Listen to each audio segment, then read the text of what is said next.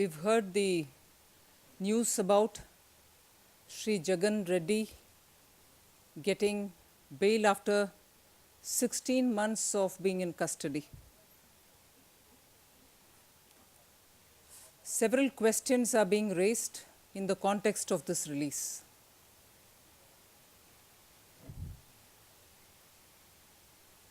As you all know, Andhra Pradesh since 2004, like in the center, is being ruled by the Congress party.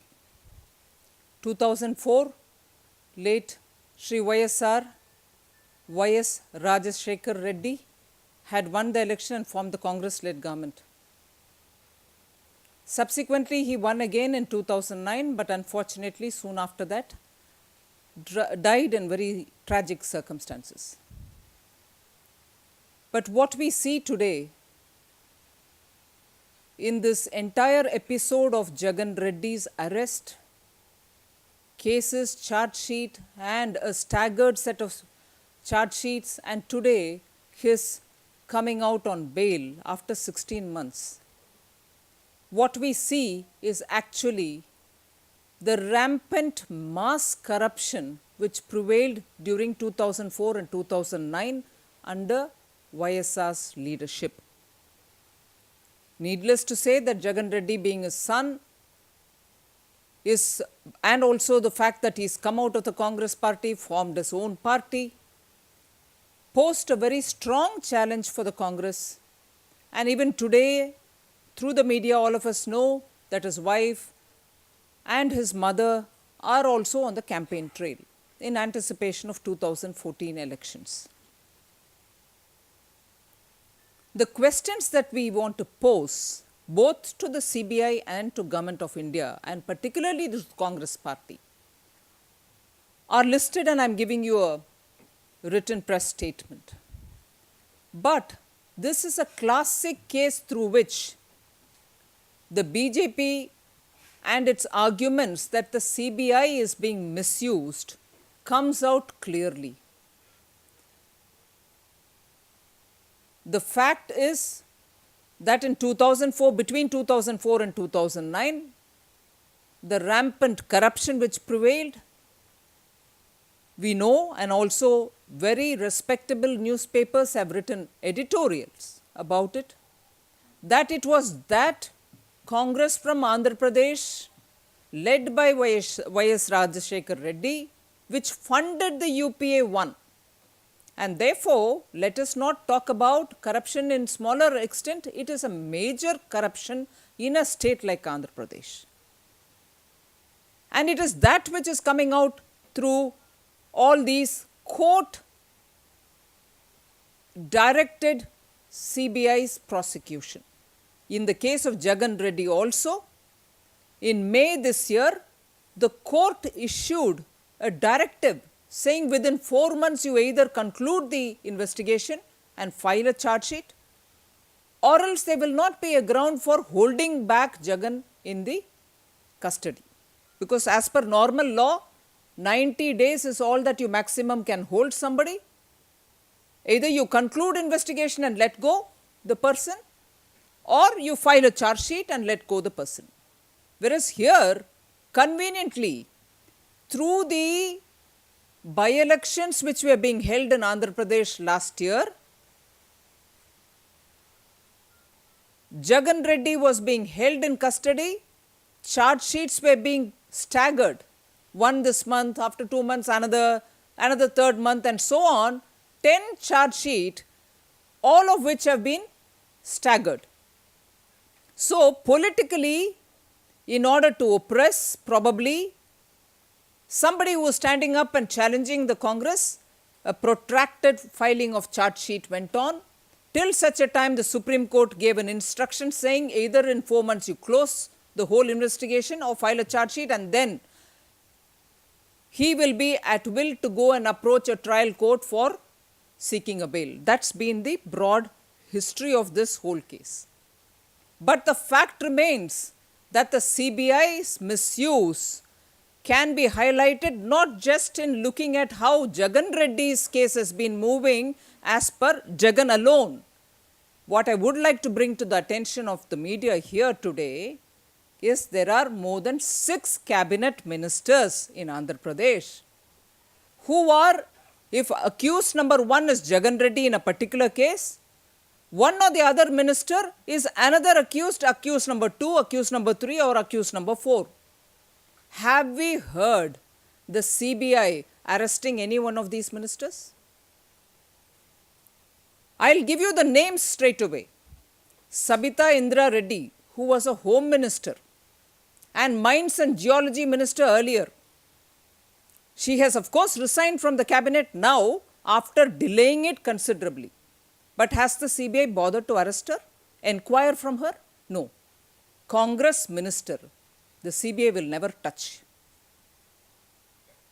Geeta Reddy, culture tourism minister she was, I am not sure presently what portfolio she is holding. She has not been arrested. She is equally charged in the very same cases as much as Jagan Reddy. No, she has not been touched. Where is the CBI? Jagan Reddy has been kept for 16 months. On the very same charges, there is a minister continuing in the cabinet, no touching the minister. Dharmana Prasad Rao, another minister, not been touched, equally accused and named in the charge sheet. Why is he not being touched? Mopi Devi Venkatramana, who is arrested, of course, is in the custody after a lot of drama. Dharmana Prasad Rao continues to be a minister.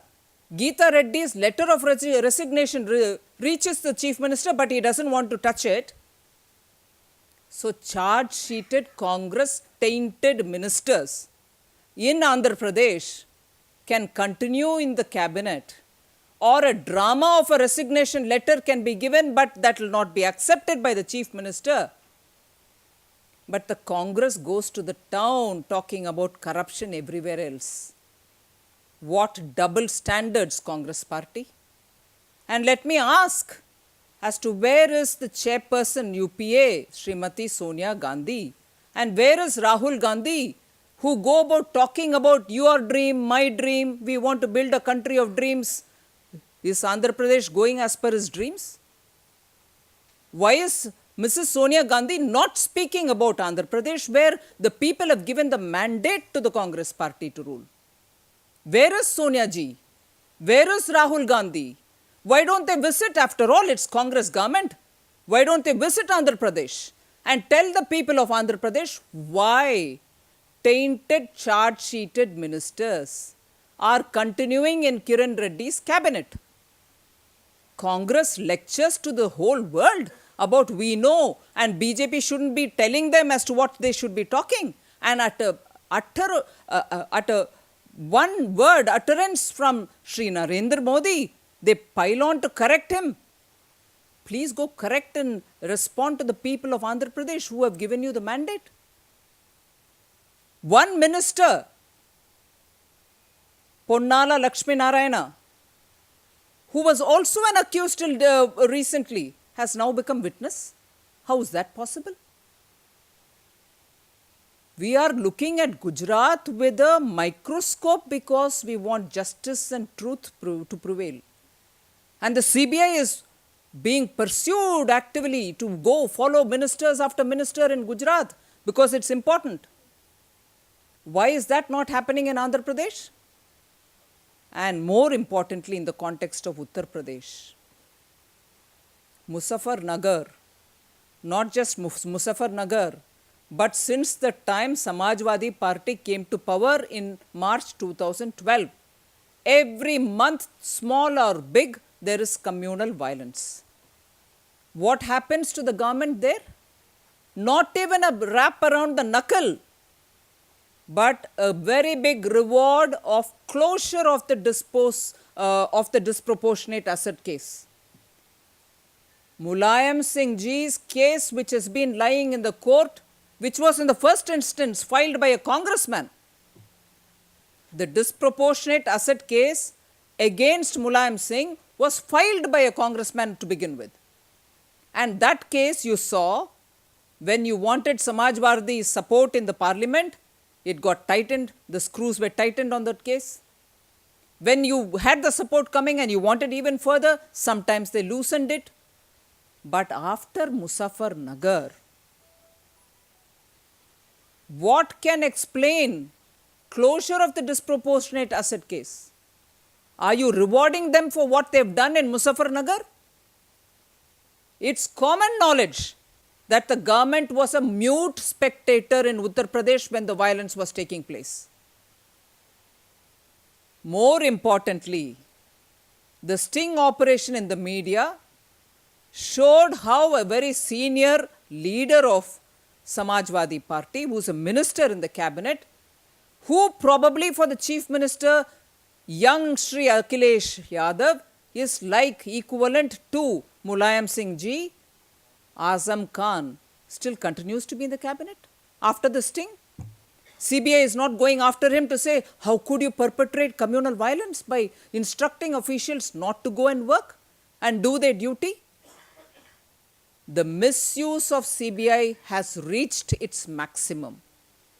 You're protecting ministers in Andhra Pradesh who are completely equally tainted as much as Jagan Reddy. You don't want them to be arrested. You don't want them to be touched. Communal violence, lectures to Gujarat government, follow up on ministers after SIT has gone through every one of the case related to 2002. You still harass them. But here in Uttar Pradesh, you are rewarding the government, which is the cause for more than 50,000 people to remain homeless and who still do not want to go back to their villages. The Congress's double standard and its misuse of CBI are blatant and it's very open now. Surely there will be a time when all these will be investigated upon and the misuse of CBI by the Congress party will certainly come out in the open even more than what we know now. And therefore, in the context of Jagan Reddy's release today in bail, we demand the Congress party to speak on corruption in Andhra Pradesh, to tell the nation as to why their cabinet ministers are still sitting there without being arrested, and tell us also very clearly as to why or when Sonia ji and Rahul would go to Andhra Pradesh to give answers to their voters, to the people of Andhra Pradesh. They owe a lot of answers and explaining. We demand that the Congress party speak about it. And we demand that they immediately stop misusing the CBI for political purposes, sometimes to protect their own, some other times to reward those whose help they need, but certainly harass the political opponents who don't yield to their pressure. Thank you.